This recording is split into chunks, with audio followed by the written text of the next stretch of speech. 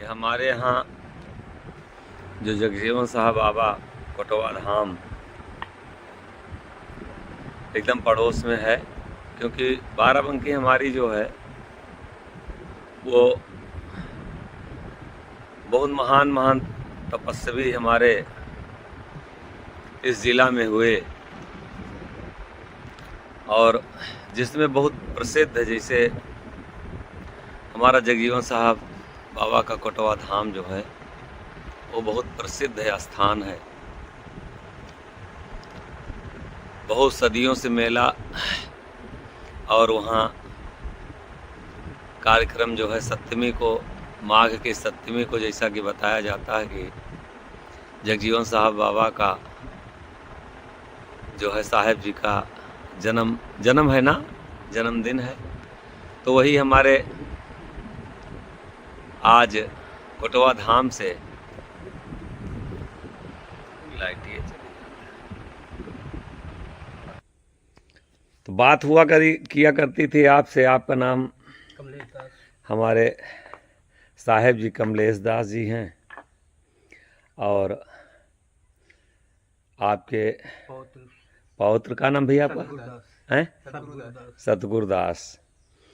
ये सौभाग्य रहा जो आज आश्रम पर बहुत दिन से ये होता था, काफ़ी दिनों से चर्चा होती थी ना, तो थोड़ा सा कोटवा धाम के बारे में परिचय हो जाए। हम चाहेंगे कि तो ये हमारे साहेब जी जो है, क्योंकि हमारे ये जो हमारा साईं पंथ है, दाता साईं पंथ, ये हमारे कोटवा धाम की धरती से ही है। जैसा कि लेख में भी आया है, हम कई बार बोले भी हैं कि कोटवा धाम जो है, कोटवा धाम मोहन शाह दाता लिखे हैं कि 15वां गुरु जगजीवन, प्रेम पाती में आया है शब्द, और 16वां गुरु सतगुरु शाह मिले। वहीं से ये साईं पंथ है, अलग हो गया। लेकिन चूँकि हमारे लोगों की उत्पत्ति जो है ये साईं पंथ की, और समर्थ साईं जगजीवन जो है कोटवा धाम में जो साहेब जी का स्थान है, उसमें बोर्ड में आज भी लिखा है कि समर्थ साईं क्यों साहब जी? समर्थ साईं जगजीवन, उसमें लिखा है। साईं का मतलब होता है स्वामी। बहुत लोग भ्रम में पड़ जाते हैं कि साईं शब्द जो है वो मुसलमानों से निकला है। वो चूँकि राजघराने से, क्षत्रिय परिवार से थे, और संतों की तो कोई वैसी जाति नहीं होती है। संत तो जो होते हैं वो जात पात से न्यारा होते हैं, अलग होते हैं। लेकिन जो लोग भ्रम में पड़ जाते हैं जब साईं शब्द आता है, लेकिन साईं शब्द जो है, साईं का मतलब होता है स्वामी, मालिक। जाको राखे साईया मार सके ना कोई, और बार न बांका कर सके जो जगबैरी होए। तो हम चाहेंगे कि थोड़ा सा हम सबके बीच में साहेब जी का जो आगमन हुआ है, तो कुछ अपने मुखार बिंद से कुछ परिचय कोटवा धाम की पावन। अब तो चूँकि हम तो चाहते हैं बहुत दिन से मिलने, लेकिन अब हमारे यहाँ आना जाना ज़्यादा रहता नहीं है, और प्रवृत्ति चूँकि जंगल में रहने वाली है। साहब लोग गए हैं एक आध बार कोटवा धाम, तो नीरज दास जी से, नीरज साहब से मुलाकात हुई है, और वो रानी साहब जो हैं, क्या नाम है हैं? नहीं, वो जो गोंडा वाली हैं, और उनका कोई नाम है ना, तो उनसे भी मुलाकात हुई है। बाबी साहब, बाबी कहते हैं। अब हमको तो जो जानकारी हुई कि बाबी साहब, लेकिन अब आप चूँकि परिवार से हैं तो आप असली नाम उनका बीड़ा साहब है ना। तो हम चाहेंगे साहब से कि कुछ शब्द अपने मुखार बिंदों से वहाँ के बारे में कुछ परिचय, चूँकि हम लोग उसी घराने से हैं। ये साईं पंथ कोटवा धाम ही से निकला है, और ये तो सौभाग्य रहा जो आज मिलन हुआ, और एकदम हमारे कोटवा धाम पास में है। यहाँ से लगभग 7-8 किलोमीटर होगा सर ना? हाँ वाह ऐसे है। साहब सतनाम सतनाम। सर्वप्रथम साक्षात पार ब्रह्म समर्थ साईं जगजीवन साहब के चरणों में कोट कोट चरण बंदगी करती हुई 4 पावा 14 गद्दी 36 महान 33 भजनानंदियों के चरणों में कोट कोट चरण बंदगी करती हुई साईं दाता संप्रदाय के आदि प्रवर्तक मोहन साई जी के चरणों में कोट कोट चरण बंदन करती हुई इसके अतिरिक्त आज साईं दाता आश्रम मेन नगर के साईं जी का हार्दिक अभिनंदन बंदन। हमारे पास जितने भक्त समाज हैं उनका हार्दिक और बंदन, उनके मंगलमय जीवन की कामना समर्थ साईं जगजीवन साहब से करता हूँ। परम सौभाग्य है कि जब से इस पथ पर निकले तब से कई साईं दाता लोगों से भेंट भी हुई और बहुत गहराई से चर्चा हुई, लेकिन दुर्भाग्य है कि उन लोगों ने कोटवा धाम से संबंध के विषय में या तो उनको जानकारी नहीं थी गहराई से, कभी भी उन लोगों ने इस तथ्य को स्वीकार ही नहीं किया।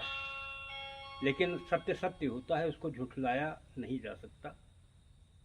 जहाँ तक मैं कई बार प्रयास भी किया कि इस चीज़ का तथ्य का उजागर होना चाहिए, लेकिन क्योंकि जो जनौरा के साईं जी थे धनी शाह जी, उनसे भी कई बार बात हुई तो उन्होंने यही कहा ये सब प्रपंच से कुछ लेना देना नहीं है।